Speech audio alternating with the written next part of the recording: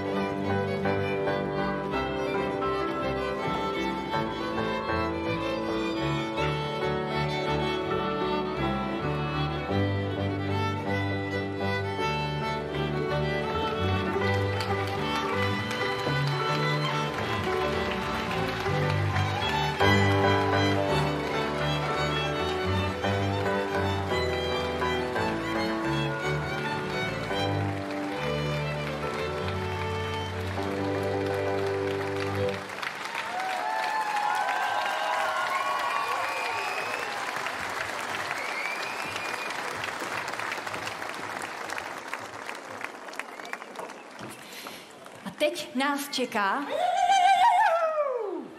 Ondro? Teď nás čeká slovácký verbuňk, tak jsem si říkal, že bych se trochu přiblížil k tématu, co? A to se ti docela povedlo, musím říct.